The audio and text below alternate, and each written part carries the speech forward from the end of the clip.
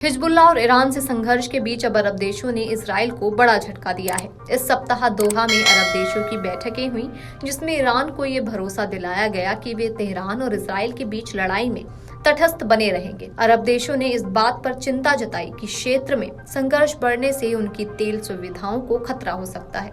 इसे इजराइल के लिए झटके के रूप में देखा जा रहा है, क्योंकि इसके पहले अप्रैल में ईरान के हमले समय अरब देशों ने इजराइल का साथ दिया था। समाचार एजेंसी रॉयटर्स ने 2 सूत्रों के हवाले से यह जानकारी दी है। सूत्रों ने बताया कि कतर की तरफ से आयोजित एशियाई देशों की बैठक में हिस्सा लेने वाले खाड़ी के अरब देशों और ईरान के मंत्रियों ने आपसी बातचीत तनाव कम करने के इर्द गिर्द केंद्रित की। ईरान ने इसी सप्ताह यानी मंगलवार 1 अक्टूबर को इजराइल पर अब तक का सबसे बड़ा हमला किया था।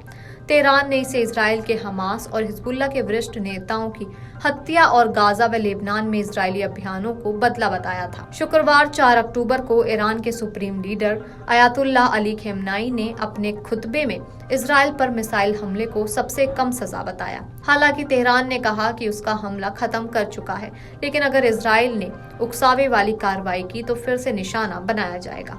वहीं इजराइल ने ईरान हमले का जोरदार जवाब देने का वादा किया है।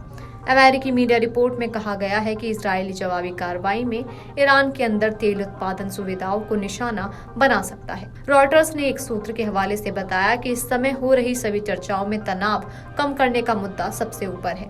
हालांकि ईरान ने खाड़ी की तेल सुविधाओं पर हमला करने की धमकी नहीं दी है, लेकिन उसने चेतावनी दी है कि अगर इजराइल के समर्थन में सीधा हस्तक्षेप किया गया तो क्षेत्र में उनके हितों को निशाना बनाया जाएगा। हालांकि 2 मुस्लिम बहुल देश अब तक इजराइल के साथ खड़े थे, वो भी फिलहाल चुप हैं। आने वाले समय में उन्हें डर है कि उनकी आंतरिक स्थितियों के कारण उन पर दबाव बढ़ेगा। उनकी मुस्लिम जनता उन पर दबाव डालेगी कि इजराइल के खिलाफ खड़े हों। हालांकि मिस्र और जॉर्डन के साथ इजराइल की लंबे समय में शांति संधियां हैं। करीब करीब सभी मुस्लिम देशों में ये संदेश जा रहा है कि ये हमला केवल गाजा और लेबनान पर नहीं बल्कि इस्लाम पर है। अगर इजराइल को नहीं रोका गया तो वे बेअंदाज हो जाएंगे।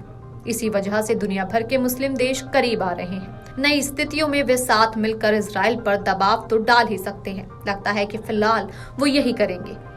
Video desk Amar Ujala. अगर आप ये वीडियो YouTube पर देख रहे हैं तो हमारे चैनल को सब्सक्राइब कर बेल आइकन दबाएं और Facebook पर देख रहे हैं तो हमारे पेज को लाइक करें। 8 मिलियन प्लस सब्सक्राइबर, आपके इस भरोसे के लिए बहुत धन्यवाद। अगर आप ये वीडियो YouTube पर देख रहे हैं तो हमारे चैनल को सब्सक्राइब कर बेल आइकन दबाएं और Facebook पर देख रहे हैं तो हमारे पेज को लाइक करें। 8 मिलियन प्लस सब्सक्राइबर, आपके इस भरोसे के लिए बहुत धन्यवाद।